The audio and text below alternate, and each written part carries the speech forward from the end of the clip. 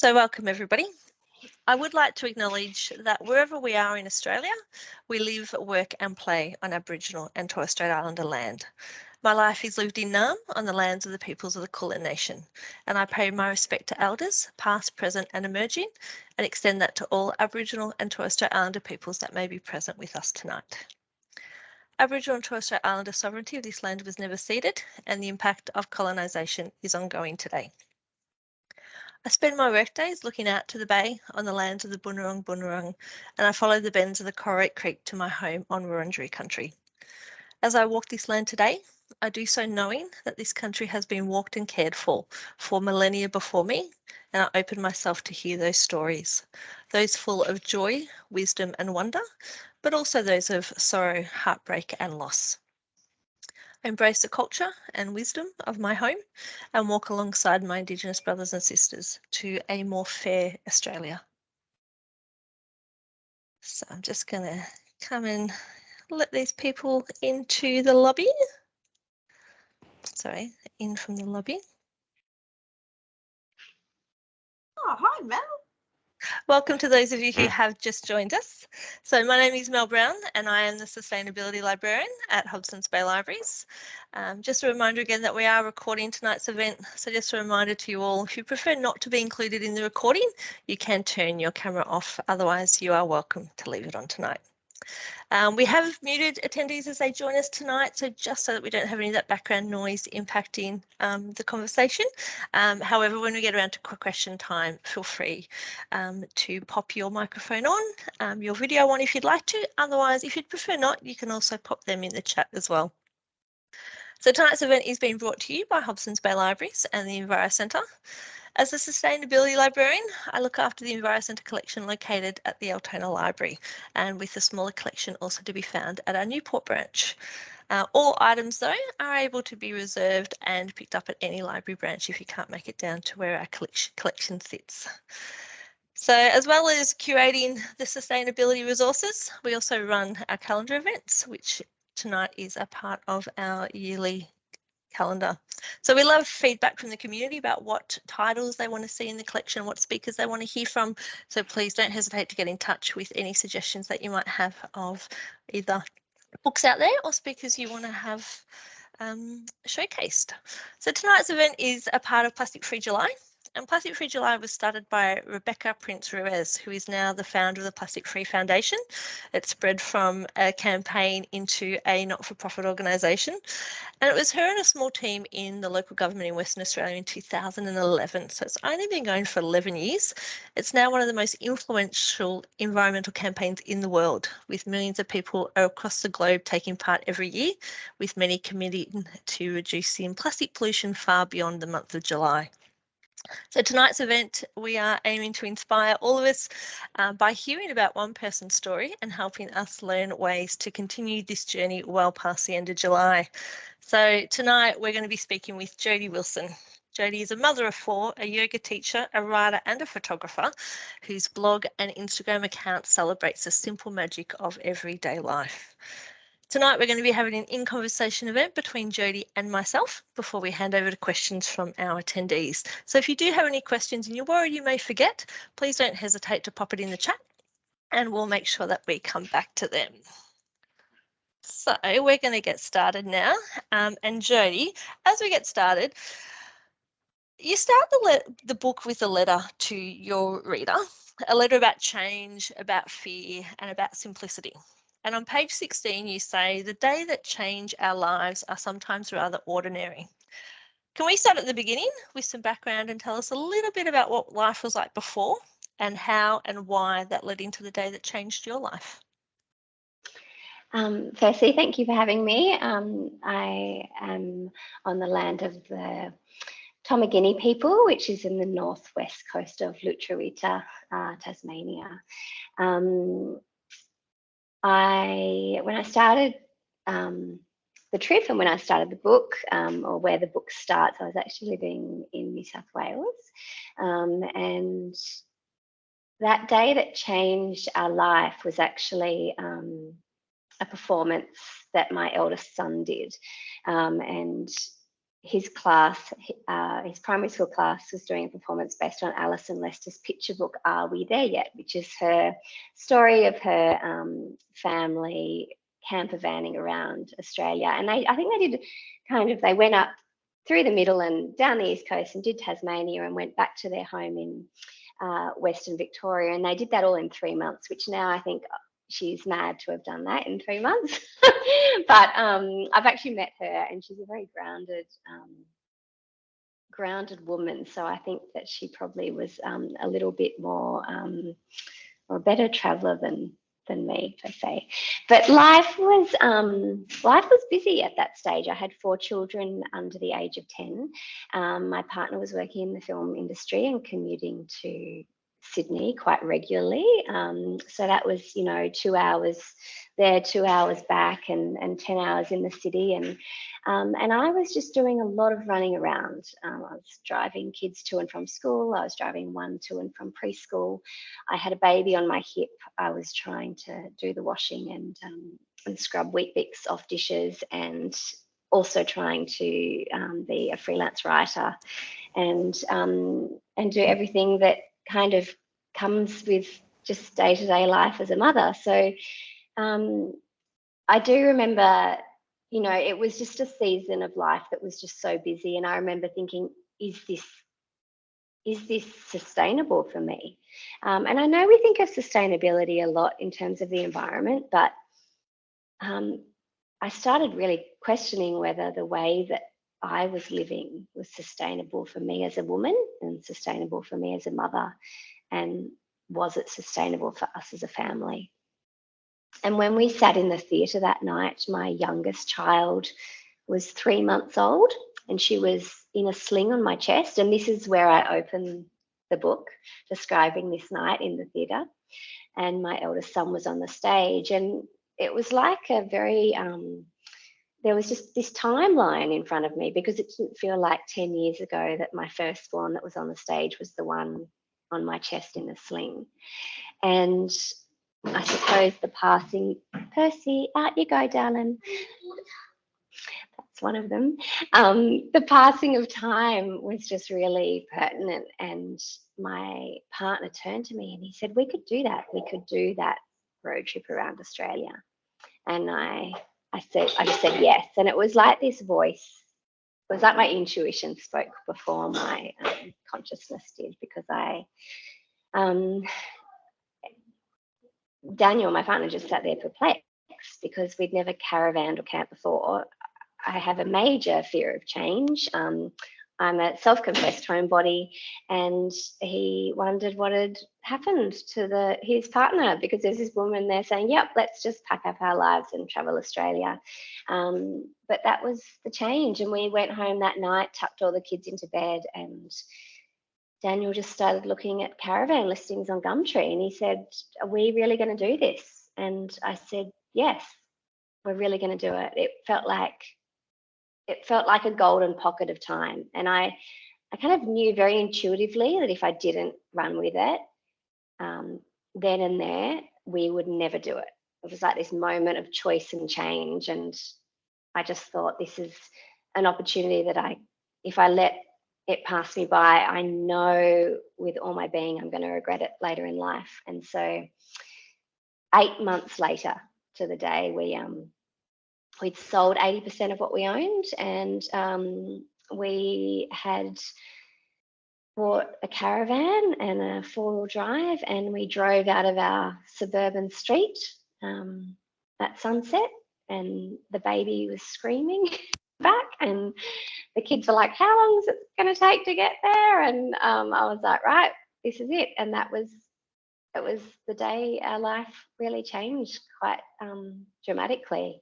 And, those 8 months were very, very tough. And I had to take it very small step by very small step, because packing up your life, packing up a 3-bedroom home with all the contents of 6 people, and selling so much, and it was chaos. And I still have a very visceral reaction when I think about those final days. As it was like moving house, but we couldn't just put it all in a box and sort it later, because there wasn't later, and we weren't getting storage, and it was, yeah, I look back now and go, how on earth did I do that? But I did it. I would not want to do it again, but I did it. So that's the story. Yeah. A great way to start this conversation. And I guess what happens next is detailed quite a lot in this book, so I would highly recommend you having a read. I am going to pop some links in the chat later to where you can purchase the book and also where you can borrow it in our catalogue. But we're going to tackle some of these parts of the book tonight. I want to start with the first, the very obvious. You packed up your family and headed off around the country. Is this what you have to do to practice simplicity?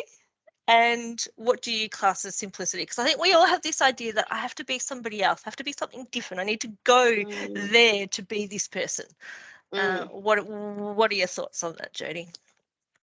I think that the majority of people couldn't think of anything worse than living in a caravan with 5 other people for 2.5 years.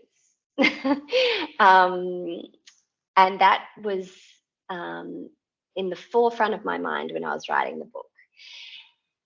I think simplicity is actually a mindset more than anything. And I know, and I think we'll talk about this later, that it's kind of the whole concept of simplicity has been hijacked by, an aesthetic of kind of indoor plants, not to say anything about your background there, and linen bedding and things like that. But for me, simplicity is actually about, asking myself, coming back to that concept of what's sustainable for me, what's sustainable for my family. And for me, it's a bit of a guide. And so if I feel like I'm really overwhelmed, if I feel like I'm really busy, if I feel like I've let go of a few of my priorities and I feel like I can't really catch up, and then I come back to what simplicity means to me. And I think it means something different to everyone. But for me, it means, not scheduling too much in the week, because I know that having obligations and plans and a diary full of to-dos is not something that makes me feel good. Like, I just really get quite overwhelmed by that. It's eating really well. It's going to bed early. It's getting enough sleep. It's moving my body. It's drinking enough water. It's reading books instead of spending time on screens. It's thinking consciously when I decide to purchase something. So, I really ask myself, why do I need this? Where am I sourcing it from? Can I source it secondhand? And it's also being very gentle and kind to yourself, and knowing that, 1 week I might use up all the sad looking veggies in the fridge just to minimize my food waste. And the next week it might be ordering takeaway pizza because I'm exhausted and the thought of cooking just makes me overwhelmed, and it's just not worth it for my mental health. So I think simplicity is different for each of us, but I think it ultimately comes back to starting where you are with what you have.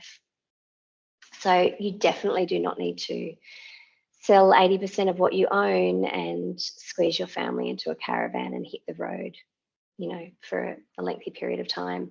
You don't need to move house. You don't need to change your community. You don't need to move to the country. I think you can really just start where you are with what you have. And that might look like getting up an hour earlier each morning and heading out while it's still dark and watching the sunrise, or just moving your body. It could be going to bed at 8 o'clock instead of your usual 10, and making sure that you establish an hour without screens, and you create a really beautiful bedtime ritual for yourself. It could be deciding not to spend money on kind of the non-essentials for a month, and seeing whether you can learn to live with less. It's just decisions that you make every day that ultimately mean that life is kind of gentler for you. And I think it's probably quite challenging for a lot of people at the moment. We're coming out of, I know you particularly, coming out of many years of lockdowns and the you know, the mental and emotional repercussions of that. I think the social climate at the moment with the cost of living is really challenging a lot of people. You know, there's flu. I know every mother I speak to at the moment is overwhelmed with flus and viruses, and it's kind of one on top of the other. I know this past week I had 2 birthdays in the house. The kids started back at school, and I never anticipated a broken arm in the family either, but that happened. So we've had an extra slow week around here as well. But yeah, I think at the moment people are craving a little bit more stillness and a little bit more simplicity, and I think life perhaps is quite overwhelming for a lot of people right now, and coming back to those simple things of just, you know, for me that means making sure that there's always a few meals in the freezer. So if we have a crazy day and I don't feel like cooking at the end of the day, that I can just defrost something. It means that there's eucalyptus balm and Panadol and lemons and ginger and garlic in the kitchen if we do get sick. It's making sure we get enough sunshine when the sun is out here in Tasmania. It's just making those simple choices every day that kind of, I suppose, are comforting in these times. I love the honesty in your answers, Jodie, and that was definitely something I got when I was reading your book as well. That every chapter you go through, it feels very honest, and it's not all the, you know, it's life is sometimes complex and difficult, and you don't shy away from that as well. So that's I think that's really important, and I think it does lead into a next question, and it is something that you have touched on already.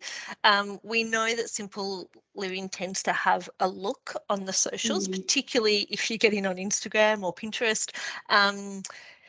Can you explain to us tonight your feelings about the pressure that social media sometimes has on the simple living movement, and the concerns you have that, like, do you think it pushes some people away because of that image that's there? Yeah, definitely. Because it's that whole concept of perfection, and I don't think simplicity is I think perfection is actually the opposite of simplicity, because if you chase perfection, then, well, I know particularly for me as a mum of 4, I'd just be constantly chasing, and I wouldn't find that contentment. I feel like simplicity is very closely connected to contentment, and contentment stems from gratitude. So I could spend all my time complaining about the fact that my home has mission brown window frames, which are definitely not of that simple living aesthetic that has been created, which essentially is just, it's just kind of feeding into that mentality that we need better, and we need what, you know, like more linen, and we need, you know, just the newer, fresher version of everything we've already got. And I think perhaps that, you know, simplicity as in pre-loved and secondhand and using what you've already got isn't really selling new products. So that kind of helps you better understand that, where that aesthetic has stemmed from. But yeah, for me, it's about just reminding myself what we've already got, and finding kind of contentment and gratitude there. But it's hard. Like, I don't think it's particularly easy. I don't think anyone would say that they can scroll through Instagram and not come away wanting more of what they don't have. And I think that's the major downfall. And it's for that reason that I just really make sure that I follow lots of gardeners and lots of writers and lots of book reviewers, so that I'm tempted to get off the screen and actually do the gardening and the writing. And it's interesting, one of the major criticisms that I've received of my book, or so probably a better word is one of the more common criticisms, is that people expected it to be kind of a list, like they wanted a to-do list for how to practice simplicity. And And so that's not what the book is prose, and I've written it in chapters, but it prompted me to really think about how I could offer those lists to people, practical ways to practice simplicity.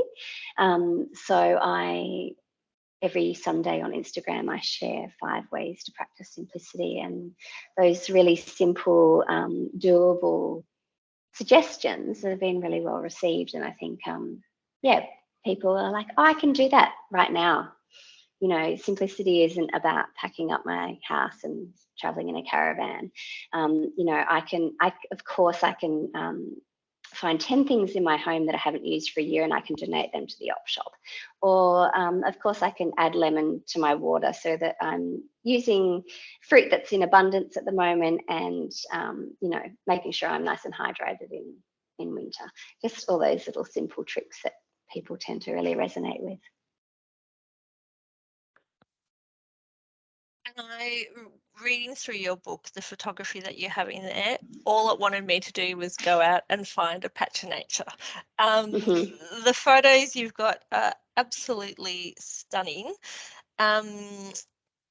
So was it hard to decide what photos to use in the book? And do you think, because you've been a photographer, a blogger, a yoga teacher, what inspired, like what came first?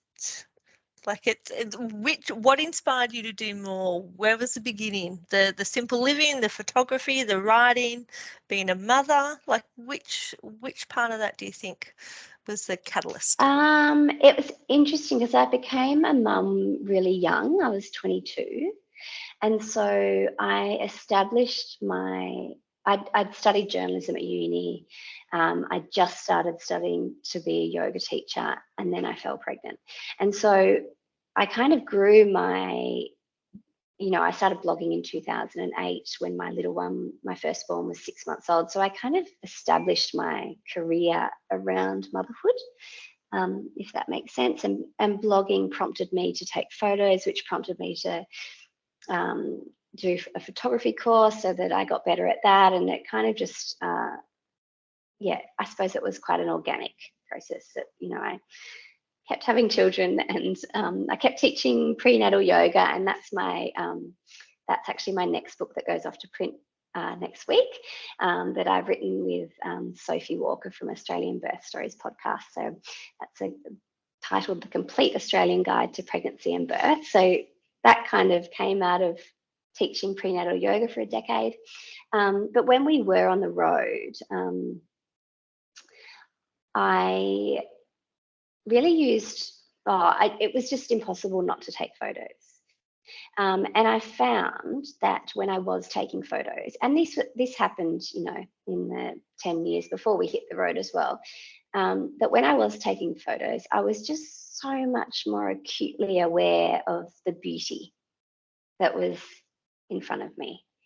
And whether that was standing in my backyard, in the suburban backyard that of the house we lived in, or if it was, in the red dirt of Uluru, from an artistic perspective, it was really impossible not to take photos. It prompted me to slow down and really take in all the details. And I shoot manual, so light really got to me. And as we traveled, I noticed how significantly different the light was in every state we were in, whether we're in the desert or on the coast. Yes, and of course light changes through the seasons as well. So I suppose, that's a really good question. I don't know what came first, but I think taking photos prompts me to really become aware of what's immediately in front of me that I might miss because I've got 4 children and I'm thinking about what's for dinner and the school notes that need to go back to class and all that kind of stuff. So I think they probably both feed into each other. But photography is that powerful pull into the present moment for me. An interesting observation, because I notice, like, I'm just a smartphone photographer, so and nothing wrong with that. They're pretty good these days.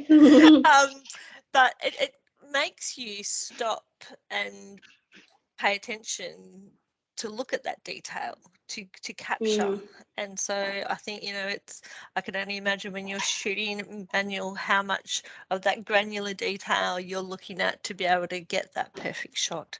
So it's something it's a really great observation. We're going to go on now to talk about very plastic-free July. This is what the event's all about tonight. Can you tell us some of the practical ways that you and your family use to minimise the waste you create? And particularly when you're on the road, did you find it really hard to do that on the road, or was it something that was intrinsically easier? It was actually really hard on the road, near impossible. And there were some places that didn't even have recycling bins, and so everything had to go into the rubbish. And I think that probably it really opened my eyes to the privilege of living in a city or living in a town where you have those services, and where the council, like we live in a council area now where we have a green bin where we can put compost scraps and garden scraps and even, you know, a chicken carcass. And we have so we've got a really big green bin, a really big recycling bin, and a very small waste bin. And because we are a family of 6, we really do attempt to minimise our waste as much as we possibly can, so that we are only using what can fit in that small bin every fortnight. By no means am I a perfect waste-free person. I am, you know, and I feel like I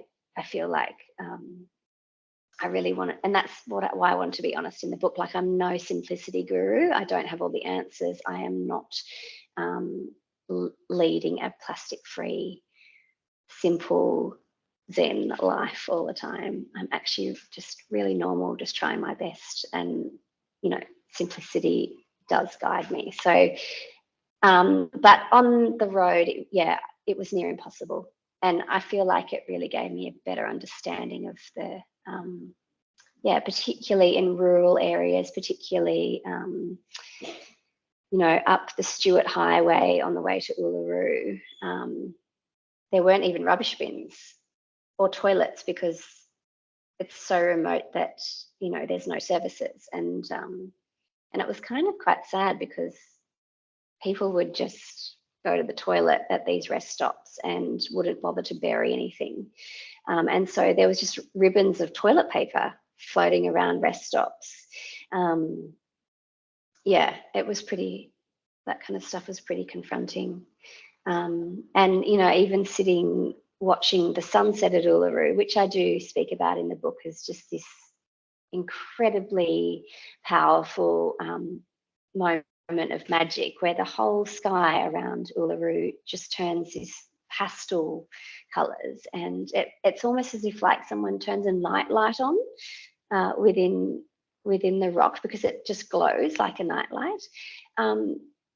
And I remember sitting there and just being so entranced by it, and then watching all these other people leave their rubbish on the ground in a national park. And it was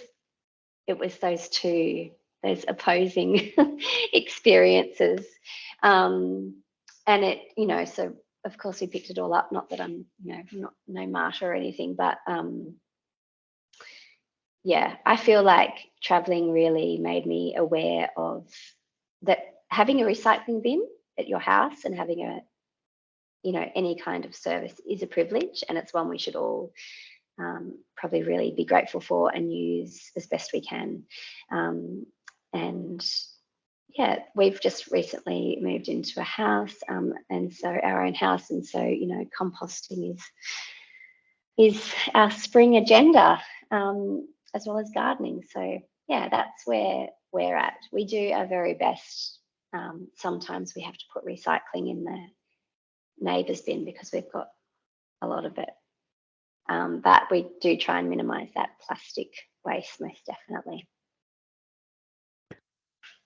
And again, some beautiful honesty right there.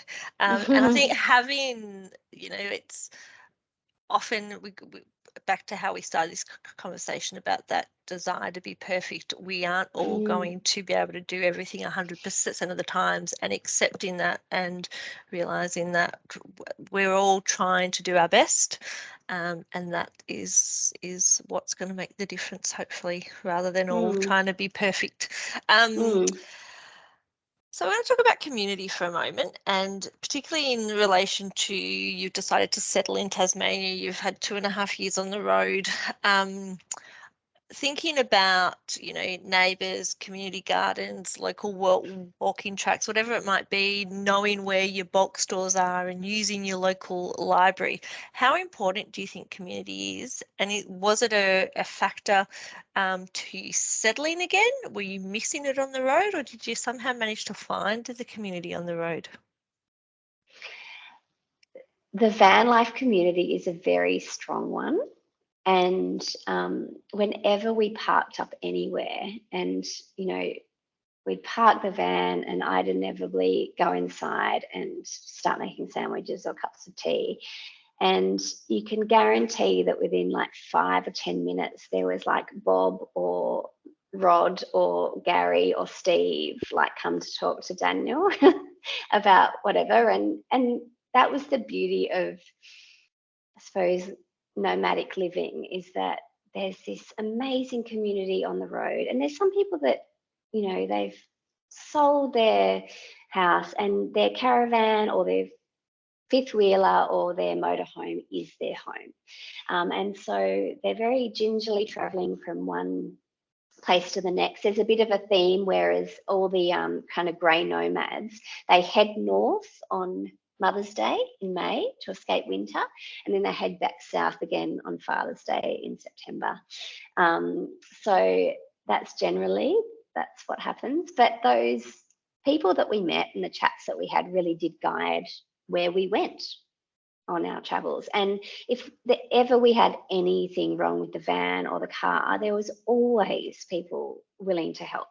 And so it was a really beautiful community to be a part of, really. And they'd always tell you the best roads to take to get to where you needed to go, and the best pubs to stop at, and you've got to go here, the kids will love it, and all that kind of stuff. So that was an unexpected blessing of traveling. When it came time to settle, one of the things we loved about traveling was parking up in a small town and just spending a week or two there, and not having to actually get in the car to go to a lot of places. Like, if a town had a river or a beach, we'd walk there, we'd shop at the local shops, we'd go to the local libraries. South Australia and Tasmania both have statewide library systems, so we could join as visitors, and we could borrow from any library and return to any library. So that was such a blessing, because the kids really missed having lots of books to borrow, as did I. So we'd kind of just really make the most of those little towns and all the services and businesses that were there. And we kind of wanted to search out a town similar to that to live in. And I think because small towns generally have quite a tight-knit community, and we're not really big social people in that. And I think when people, think, I've got to be more part of my community, like for introverts, that they probably couldn't think of anything worse than that. And then for busy parents, well, then how are they going to get the time to go to community meetings? I think it's generally about, it's heading down to the post office or the local supermarket. My local librarian, she's there 6 hours a week, every week, but she's like, I love going to chat to her, and she knows everyone's name that comes in, and she's been like a little spruiker for my book so that everyone in the town has borrowed my book. But we've also got a really strong community gardening kind of association. So there's gardens on the main street and tucked behind the bakery where you can go and pick herbs, and there's a street library. And yeah, it's been lovely to feel a part of a community without feeling like it's really draining and that I have those obligations to actually turn up to big events. So I don't think it's so much about that at all, but more about yeah, just meeting people and chatting to people and asking how people are and stuff like that. And the school community's been amazing as well, which of course we didn't have on the road. So that was something we really missed and something the kids have really loved being a part of again. Sounds like you got a great balance there between being part of the community. What did your kids think about being on the road? Do they miss it now that they're back in a town, back in a home? It's really interesting because we go, oh, we were so lucky to do that.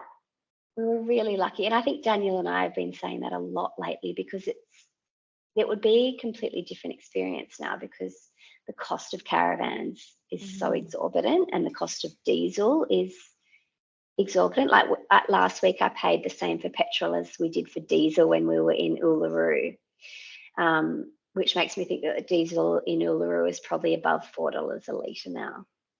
So I feel like it would be a very different experience, and I'm not sure it would actually be a feasible experience for us right now. But the kids often talk about really like, oh, do you remember that creek we played in for days? They'll say things like that. Or do you remember those kids we met at? And it's very, they're quite abstract memories, but they're obviously cemented in there. They had a great life it was very spontaneous, and we didn't make them do a lot of schoolwork because the learning that happens on the road it really forced me. I've got quite a traditional sense of, I did have quite a traditional sense of what a good education is. I was a straight A student at school and I loved school.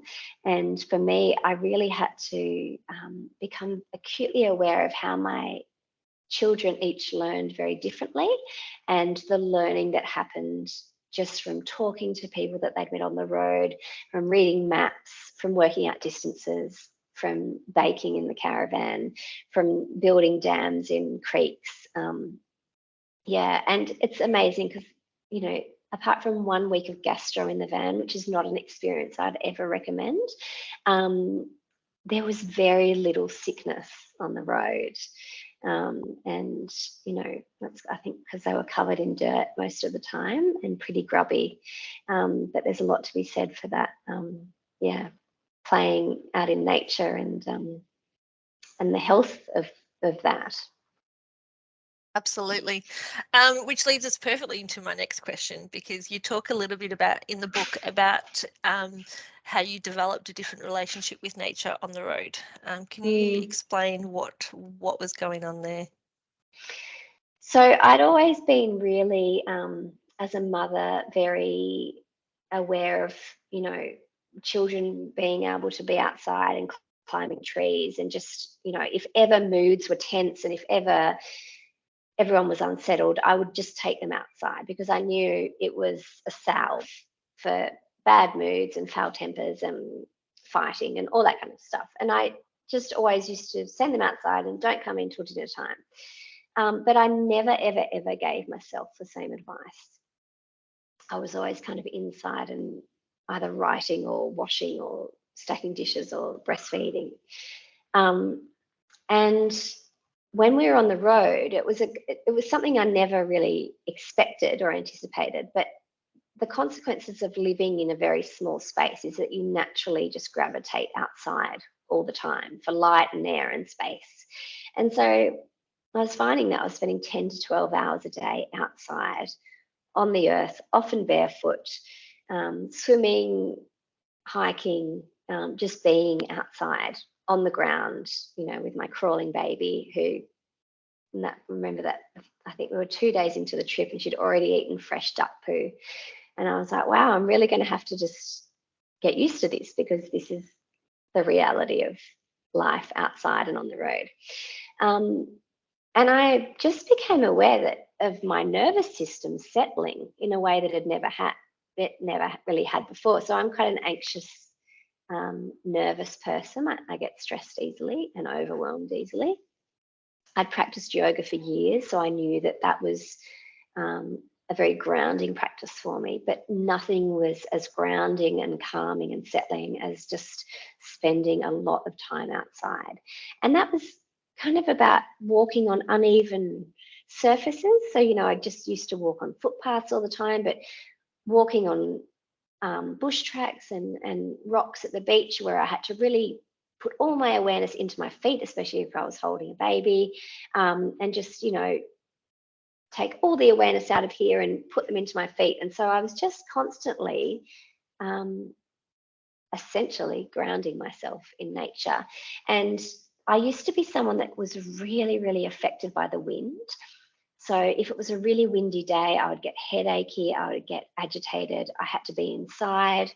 And we were in Uluru one year on our 1 year travel anniversary. And I remember I was standing outside and it was quite hot. It was really windy. There was dust blowing everywhere. And I was not bothered at all. If anything, I felt quite invigorated by it. And it was just one of those moments where I was like, oh, like this has really actually changed me, because I can stand here and just be so energized by this wind and this dust and this earth instead of just it rattling me. And yeah, now there's not a day goes by where I don't like either step bare feet onto the sand or the grass, or I walk near the ocean, or even just step outside and look up and count the stars. Anything like that. It helps me feel grounded, and it really provides a lot of perspective. Such an interesting thing you say. I don't have children myself, but I hear lots of my friends say when the kids are getting ready, they'll send them out, but we never think of that same thing for ourselves. I know going through Melbourne's lockdowns, if I wasn't walking the dog twice a day, that was it was absolutely necessary for me in that time getting through. Really lucky to have a creek right nearby our house, so we did lots of exploring along that creek during our lockdowns in Melbourne. I want to, talking about the pandemic, the last couple of years, obviously we've seen a lot of change, communities, individuals, everyone's kind of been forced to slow down in ways that we probably would never have thought would happen. We saw a lot of people tree changing and sea changing, buying vans. The price of vans went through the roof. People couldn't buy them. But now we're starting to see this reversion back, and some people are happy to kind of go back, and other people, like even I'm finding I want to keep this sense of slow, but things are coming back in, like the calendar's getting full when I'm trying to keep it empty. How do you make space for the slow? How do you, and do you think some people it comes more naturally to people, or something that we can all learn? I think it's just about making it a priority. And I think it's also that concept of keeping up with the Joneses, and really questioning what's important for you. So I know that my children's school doesn't have homework, which I'm really grateful for, because I know the benefit of just free play once they get home. I also don't schedule a lot of extracurricular activities, because I don't want to be running around of an afternoon and racing home. I mean, it kind of is dark here by 4:45 in the evening. So this winter season really in Tasmania really forces you to kind of hibernate, essentially, and really slow down. And I think it is about also reflecting on the seasons, which, we live in a society that really values productivity, and we're kind of taught from a very young age that success stems from being productive, of making things and doing things and being things, and I think it's really about unraveling that and letting it go. And that was one of the things I learnt most on the road, is that we can live really well with very little. And it made me think about all the time I spend working to buy the things that I don't really need? Can I work less and just go without those things that I don't need? And I think that goes for, you know, living in response to the seasons as well. So, you know, it is midwinter here, it's cold. We're all in bed by 8:30, you know, most nights, but, you know, we're up at 6:30 walking the dog along the beach. And it's a really beautiful rhythm. And I know that come summer, when the sun doesn't really set till about 8:45 at night, the kids won't go to bed until 9 o'clock. And yeah, and so I think that I know it's a privilege to live in response to the seasons like this. But it's also a very conscious choice to do that. And we've consciously chosen to really to live a life where we don't feel like we have a lot of obligations and plans, so that we just can spend time with our kids without rushing everywhere. And that was the sole purpose of us going on the trip. We never set out to kind of bucket list, you know, to see places and to say we'd done this and to do the big lap in 12 months or anything. We just traveled really slowly because we just wanted to spend time with our kids and with each other, you know, before they grew up and left home. And my eldest is 15 now, so I'm very conscious of the fact that in 3 years' time he'll be off to university, and that's gone by quicker than I ever anticipated. So yeah, I feel like a lot of people really want to slow down, but they'll feel judged or feel like they're not doing good enough for their children if they say, no, we're only going to do one activity a week instead of your usual 3, or no, we're actually just not going to have any plans this weekend because we just need to chill out and spend some time doing slow kind of, you know, staying in our pajamas all day.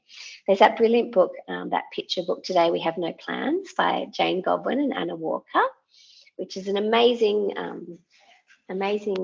way to introduce that concept of a day of no plans with your children, if you do have anyone listening. And there's also a beautiful book about really embracing winter, which is called Wintering by Catherine May. She's an English writer. Yeah, so that would be my advice, I think. Just really listen to what you need, live in response to the seasons, and just choose to go a little slower, especially at the moment. I think, you know, there's still, COVID is still everywhere.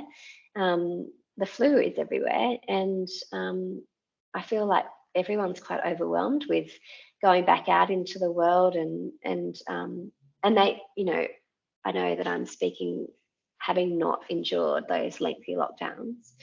But I feel like coming back to asking yourself, like, what is sustainable for me is a really good way of, you know, taking care of yourself. I'm going to have one last question, then I'm going to pass over to those of you out there. So if you're thinking about a question, you can either pop it in the chat and we'll come to you in a moment, or you can turn your microphone on and ask yourself. Last question is about your relationship with technology and the digital world. Often gets a bit of, you know, it's a hard thing sometimes to juggle. You can't, you know, part of your career is about utilizing and embracing the tech, and I'm just wondering how you juggle it, and is it something that you always have to be aware of and in control of? Yeah, I know when I've spent too much time on there, and Instagram's really weird at the moment because it's kind of morphing into like a TikTok where it's just kind of abrasive reel after abrasive reel. And when they introduced that concept of reels, I was like, there is no way I'm going to do this because I know it's going to take me like 4 hours to make one, and I just can't justify spending that time on a reel. And so I've just kept doing what I always do, which is a static photo and text. And people are actually like, oh, it's really nice to see a static photo. So I don't tend to get too caught up in my engagement. It's probably not a good business advice, but I know that I've got a very long-standing readership from blogging, and I know that everyone else is quite overwhelmed with how loud well, social media just got a whole lot louder, really, with so much video content, which is amazing, you know, from an education perspective, but I just can't justify the time. I feel like the past few years I've written 2 books, and so I've had to be very mindful of the time that I spend like scrolling versus the time I spend writing, versus the time being very consciously off screens, because it's just not healthy to be on screen. So I don't watch a lot of TV or movies, much to my partner, who is, you know, film industry, who loves nothing more than watching movies. But I just read books, and I feel like, you know, my ideal evening is hopping into bed, hot water bottle, cup of tea, good book, and just making sure that I'm off my phone. And also making sure that the next morning I'm not immediately on the phone. So I, you know, try and get up and go for a walk, and not, you know, sometimes I take my phone with me to take some photos, but yeah, often just leave it at home. So I've very consciously created that space. It's really interesting as a mother as well to tell your kids to get off screens if you're on them a lot. And because I do work from home as a writer, and you know, this past year especially, I've spent a lot of time on my laptop writing. So it feels a little bit judgmental of me to tell the kids to get off screens when I'm always seems to be glued to one. But yeah, I know when I've spent too much time. I often will just take a day off screens completely, because I feel like it's a really good reset mentally. And then the next day I'm so much more aware of how being on screens is making me feel, particularly on social media. Yeah, and then, yeah, I feel like I know that it's not good to spend a lot of time there, and I'm much happier and more content if I'm not consistently scrolling. It's amazing how quickly the time can disappear without you even realizing what you've been doing and where you've been going.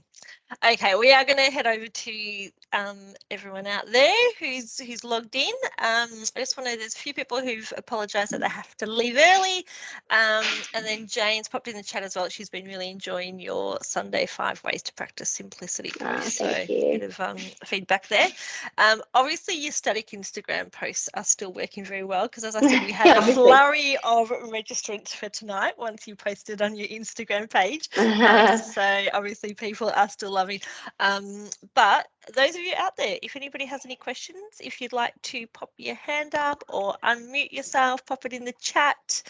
Anybody out there who'd like to ask a question?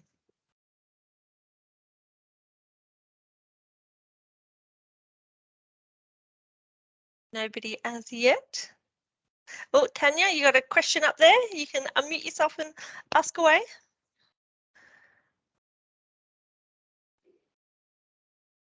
You might need to unmute yourself there, Tanya.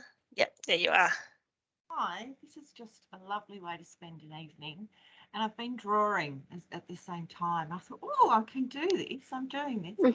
I guess I'm curious about how you and your partner negotiated all of this big change and opinion of others.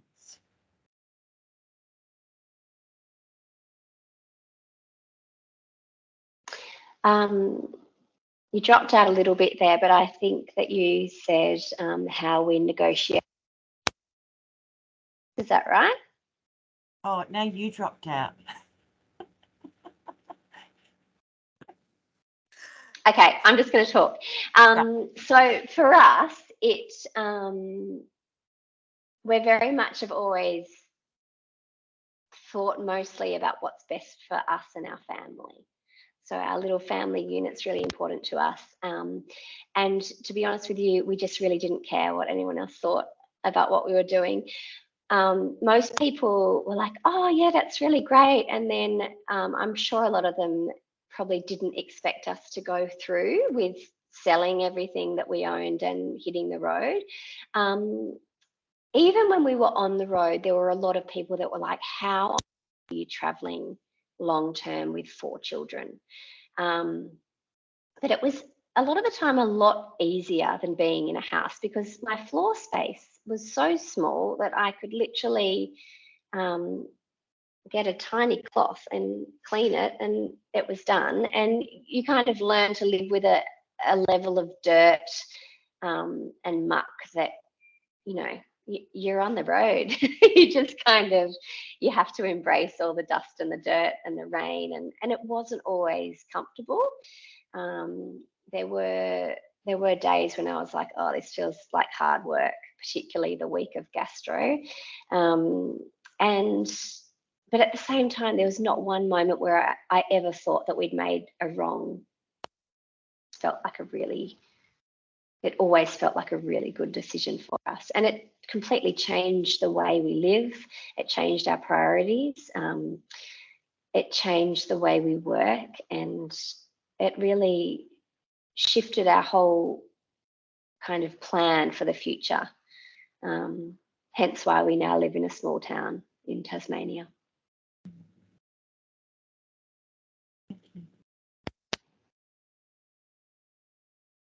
Carissa, I can see you're typing there in the chat. If you wanted to, you can continue typing your question, but you're welcome to pop on your audio if you'd like to. Anybody else have questions before we... Oh, Hi. yep. Hannah, go ahead. Hello. Hi, Jodie. I've been reading your blog. I feel like a bit of a stalker now, probably for 10 years. Hi, Hannah. Hi. And I've been following you on Instagram, and of course I've read your book, and yeah, I just find you really inspirational. And I've incorporated a lot of your practices into my own life. So thank you. Oh, that's beautiful. Thank you. Can I ask you, when you picked up the book, was it what you expected? So I pre-ordered it and got it delivered. And yes, it was like reading your blogs. I liked that. Yeah. A lot of books on the market that are about simplicity and environmentalism and stuff, I think are more of like this is how to do it.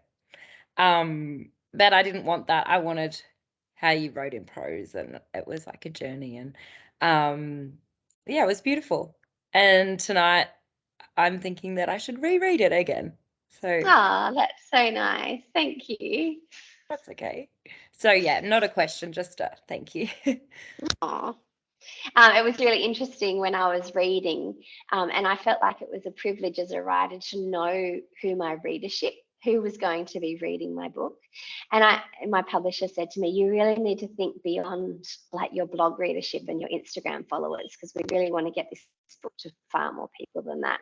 But it was really comforting to go, okay, I know that there's Hannahs out there that have been here for many years, and that they're going to, and so it was just like writing to you, and I feel like that really helped me establish quite a conversational tone in the book. Because one thing I really didn't want to do was be preachy. And because I know that a lot of simple living books can kind of really tend to a little bit preachy, and I'm doing it the right way, and definitely didn't want to communicate that. So establishing that conversational tone like I was writing to blog readers was very helpful. Yeah. Thank you.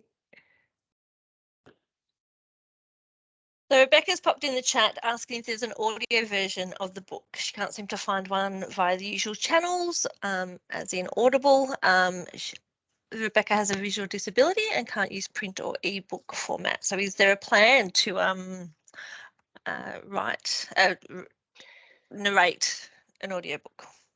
There's not, because audiobooks generally have a minimum 70,000 word, and my book is 40,000 words. So I apologize greatly to you, Rebecca. And that was one of the first things. I was very aware that it was a book that, I would have really enjoyed reading it and recording. But yeah, that's just not a possibility, unfortunately. There you go. I learned something new tonight. I didn't realise that there was a word limit on all word minimum. Yeah. Yep. There you go.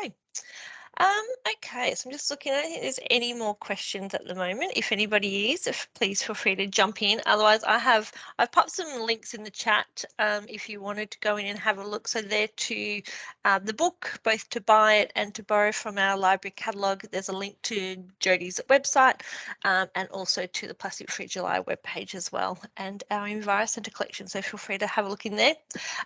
One last question that I want to ask, and maybe a good one to finish up for tonight, is, so Hobson's Bay, we're hosting this event tonight. We're an inner city urban library service. Majority of our attendees tonight would be from the Hobson's Bay area, but not all, as we've seen. What are the best tips you could give to people living in the inner city urban environment to help them practice simplicity? Sometimes I actually feel like it's easier to practice simplicity in a city than it is elsewhere, because you've got so many services, and I suppose, Australian cities in particular are very green, really, and particularly Melbourne. It's very easy to access those. Access nature, really. So my advice would be to make sure that you spend time outside, even if it's for 10 minutes a day, looking up to the stars, going on a gentle walk around your neighbourhood, being aware of the leaves changing colour, the dandelions poking through the pavement, the flowers that are growing, the weeds, the fruit that's hanging over people's fences.